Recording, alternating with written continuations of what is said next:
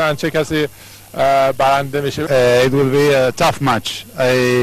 I think it will be a very close match, maybe with penalties, but I hope that Argentina will win in the final. بازی بسیار نزدیک و سخت خواهد بود. ممکنه بازی به پنالتی بکشه و امیدوارم که آرژانتین ببره. یکی از دوستان آلمانی اضافه شده. ببینیم که نظرش راجع به بازی چیه. What do you think about today's game?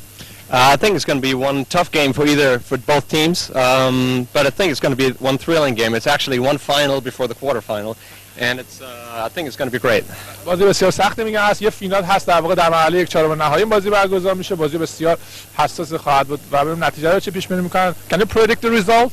I think it's 2-1 for Germany probably. Who will score? Probably Podolski and Klose.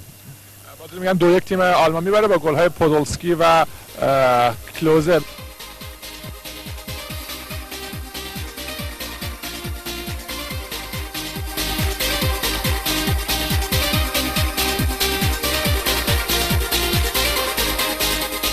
کلا ردیداره که این دو تیم در مقابل هم برگزار کردن در 17 مسابقه برتری به حال بشه که نسبی هست، اونجوری نیست که در واقع یک تیم خیلی برتر از تیم مقابل باشه، اما به حال در بازی اخیر تیم ملی آرژانتین عملکرد بهتری داشته. آلمان ها مدت هاست تیم های بزرگ رو نبردن.